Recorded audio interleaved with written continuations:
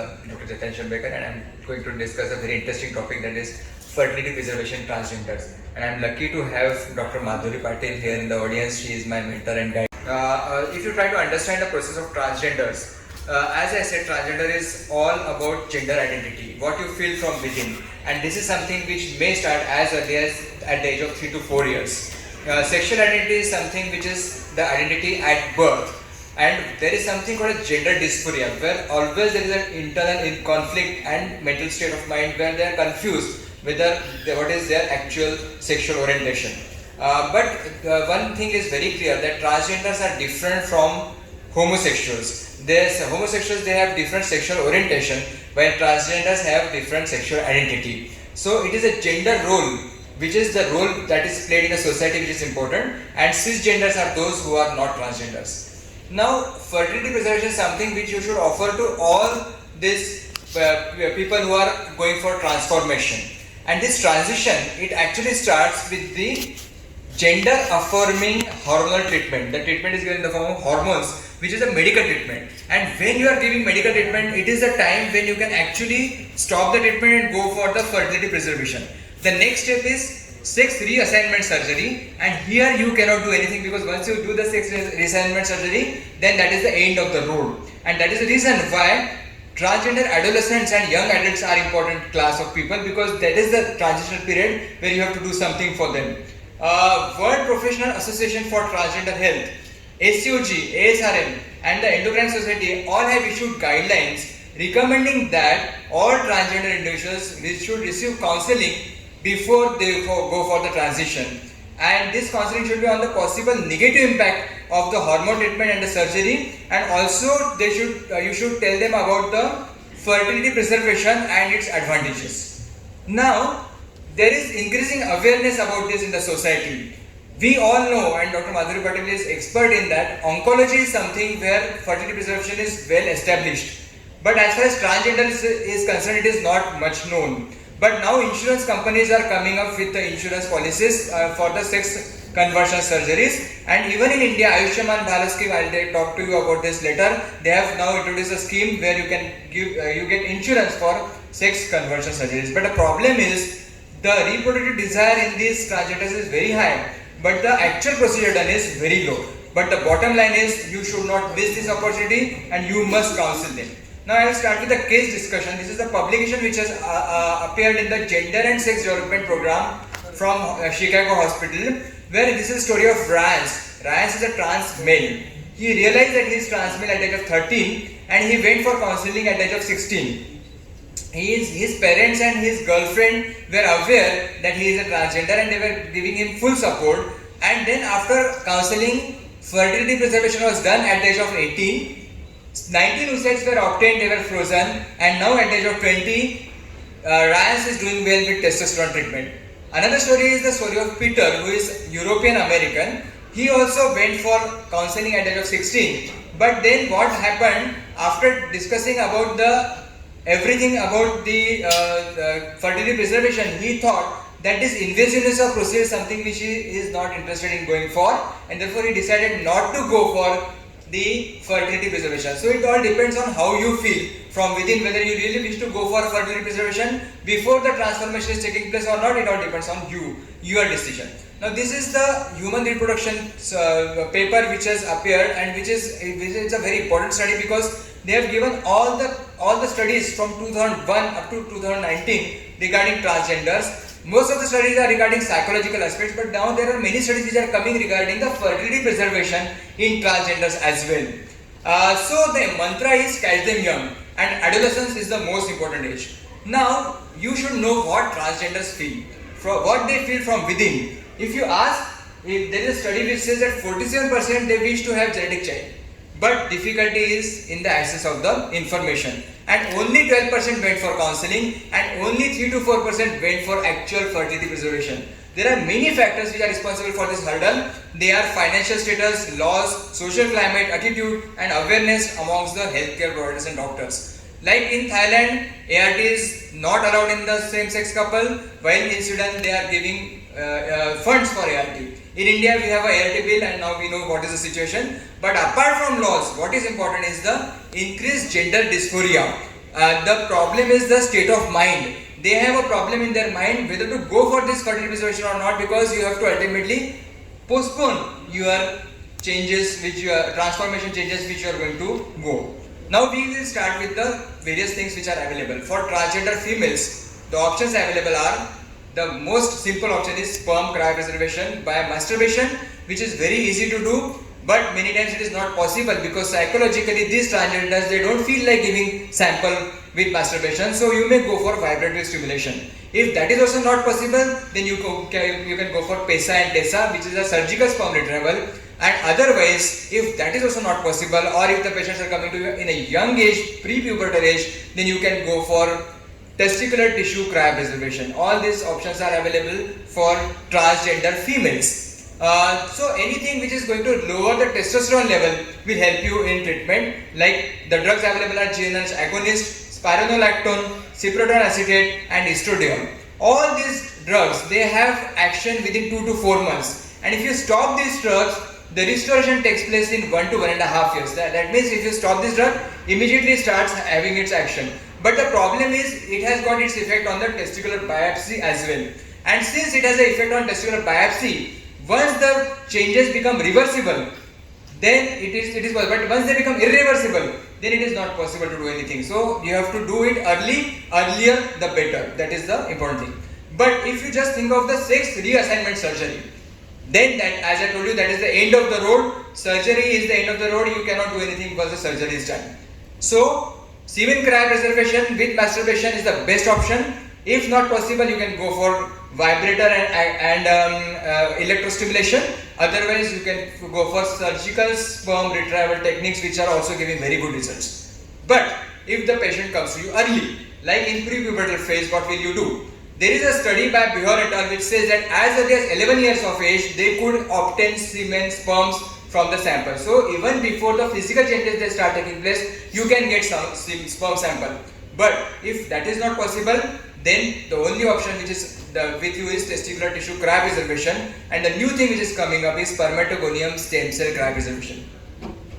Testicular tissue cryopreservation can be done as early as 5 months of age up to 34 years of age. Here you can just take the testes, or you can take a part of testes and do vitrification, still experimental basis, because this is possible. But what is important is you have to re-implant the testes in the body again whenever you wish to go for the collection of the sperms, and that is something which transgenders would not like, because that is going to create a mental confusion in their body and in their mind. Another thing is spermatogonium stem cells. These are located in the base of the seminiferous tubules, and they can be directly injected, or you can do in vitro maturation. So as I said, reimplantation is difficult, and it is undesirable in trans women. Therefore, you can do in vitro maturation of these spermatogonium stem cells. This is something which is complicated, but there is one study by Sun et al. Where they were able to create a spermatid with the help of this procedure, and the human embryo has never been created till now. So one is IUI, which you can do with the sperms which are cryopreserved, but it is difficult to do IUI because the results are low. Another thing is ICSI you can do, which is a better option. If your partner is a female but oocyte retrieval is not possible, then you can go for donor program. If your partner is female but if that partner is not willing for conception, then you can go for surrogacy. So these are the options which are available. Now the problem is there are many hurdles in this. First thing is people are not aware of all these things. Second thing, if they are at all available, if at all they are aware and the procedure is available, there is a psychological challenge of acquiring a semen sample. Third thing is, what is the financial burden of freezing this semen for a long time? And fourth and most important thing is, what about parents and the doctors? Are they aware and are they willing to support them? But whatever may be the reason, you must think about this situation that collecting semen is quite easy, but the next step is transgender men. In transgender men, the fertility preservation is all the more difficult because you have to do oocyte retrieval. So you have to do ovum pickup, which is not that easy. Then there are options which are available. Once you do ovum pickup, you can do embryo freezing, or you can do oocyte freezing if there is no partner available. You can go for in vitro maturation, where you do minimum stimulation, and with minimum stimulation you can get eggs which can be again frozen. And if all these things are not possible, you can go for ovarian tissue cryopreservation, which is again an experimental thing. So, what is the hormone treatment which is given in transgender male? Hormone treatment is very easy, testosterone. Testosterone in the form of injections, because testosterone is going to stop the menses, patient will have amenorrhea, and then changes will start taking place. They will have changes in the endometrium, they will have changes in the ovaries as well. But once you stop the testosterone, within 6 months the patient start getting menses, and within 6 months these patients can conceive also. So if the patient is on testosterone and if that patient changes his mind and wants to go for oocyte preservation, then you can stop the treatment and then go for the cryopreservation. So what are the options for fertility preservation? Of course, ovum pickup is the option which is available, but oocyte freezing is the best option, because then they get an autonomy. They can have their autonomy over their oocytes and they can decide what to do with their oocytes in future. If you go for embryo cryopreservation, then maybe they don't have any option because autonomy is gone. Ovarian tissue cryopreservation is something which can be done in the pre-pubertal cases, or in the cases where they are not interested in going for ovarian ovum pickup. And in this ovarian tissue cryopreservation, the advantage is that you can club the two surgeries together. Ovarian tissue cryopreservation along with the sex reassignment surgery. Both the things can be done in the same sitting. That is the advantage. But another thing is, again you have to re-implant, and that is again distressing. So laparoscopically you can remove the ovaries, or you can remove the ovary partially and do the freezing. This is something which has been tried and tested in cancer patients and is giving very good results. But in transgenders, maybe it is difficult. So you may try minimum stimulation and in vitro maturation. And it is said that in vitro maturation in transgender gives good results, because the patient is already, if the patient is already on testosterone, then it is going to give you good results. The only thing is, as we all know, in vitro maturation, recovery rate of oocytes is low and abortion rate is very high. Therefore, it looks good, feel good, but it is not that good, and it is therefore not recommended. So, what is again the option which is available is in vitro activation and in vitro maturation. If you do in vitro activation, you get the ovarian tissue, you can freeze it, and later you may reimplant it, or if you don't want to reimplant it, you can do in vitro maturation also. This is something which is experimental, but it is something which is future. And the future is again artificial gametes. Primordial germ cells, pluripotent stem cells can be used for creating artificial gametes. This is actually a theoretical, but if it happens, then it is going to benefit enormously to all these transgenders who are really not interested in going for the stimulation and all the procedure and all the ordeal associated with all these procedures. So there is a study, first study was in 2016, which was in mice. Then in 2016 November, again they have successfully created oocytes, and they have also created embryonic stem cells. Cambridge University has said that it is possible to create embryonic stem cells with the stem cells or the cells which are not gametes. And then came on the 3rd of August this year a news in the Guardian which has created sensation, that scientists in Israel have created world's first synthetic embryo, where it is possible to have they have created embryo with a heart, beating heart. So they have reached up to this stage now, and embryo creation, artificial or synthetic embryo creation is possible with the help of gametes, which are from the stem cells. But what is the ground reality? We are discussing all these things, but the ground reality is that as on today, fertility preservation utilization is very, very low. This is the study which says that 105 patients, transgenders were offered this. Only 13 went for counseling. Out of 13, only 4 went for semen freezing, and only 1 went for oocyte freezing. So the number is very low. There are so many studies. All these studies, they will tell you that the incidence or the people going for fertility preservation is as low as 2 to 3%. So it is extremely low. And what is the cause of this? The cause is lack of awareness. And it is found that 77% of transgender male, they said that we would have gone for it if we would have been told about this. And 37% said we would have really done it. Even transgender females, 51% said that we would have done this if we would have been told about this. And in fact, the younger the age, more is the interest in fertility preservation. The role of doctors is very important. You should have more knowledge about fertility preservation. You should discuss this with transgenders coming to you. language and vocabulary of transgender is constantly changing. So you should stay updated with the latest vocabulary, and you should have respectful communication with them. Whenever they come to your OPD, you should have respectful communication with them, and you should be patient friendly. You should use correct names, correct gender, and you should be very sensitive towards them. Then only they are going to have good feeling. And this is exactly what appeared in the Times of India 2 days back. This is the news in Times of India, where Madras High Court has said that you should be more, have a glossary of terms to identify this community, and you should have good approach towards them. This is what Madras High Court has said to Tamil Nadu government. And the role of parents. Parents are extremely important, and there may be a problem with the parents. Parents are not interested in all these things, so they will say, especially in the adolescent group, if their decision is the final decision, it is very important. Now, as far as Indian situation is concerned, we should try to understand what is happening in India.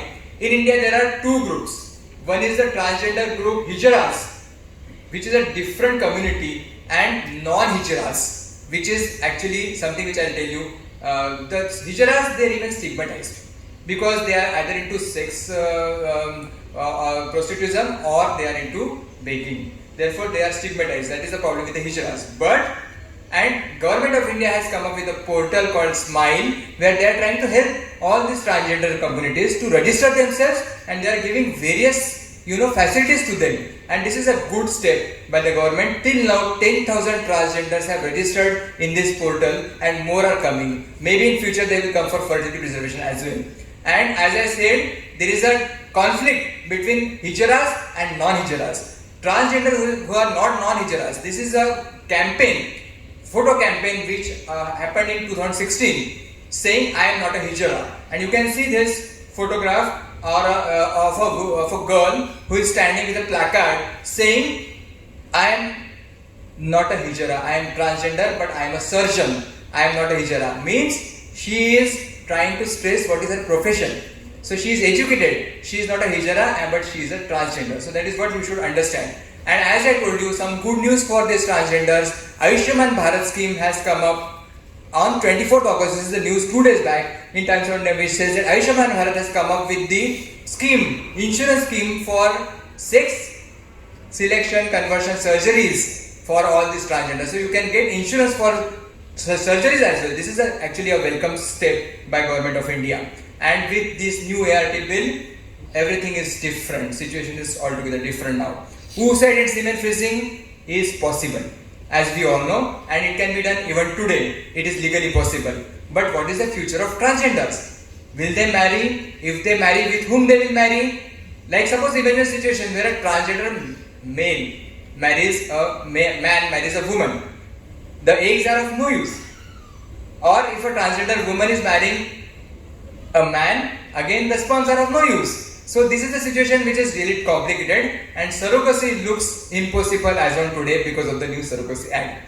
So take home message, my friends, is very clear. Transgender population is slowly but steadily rising. Fertility preservation option must be discussed with all these transgenders. Earlier the decision of changing, going for fertility preservation, better is the outcome, because jitne jaldi karo utna अच्छा है. Approach of doctors, healthcare providers and parents play an extremely important role, and with new ART bill, it would be interesting to see the future situation of transgenders in India. आगे आगे देखो होता है क्या. Thank you very much for patient listening. Thank you. Thank you, Dr. Chaitanya. We have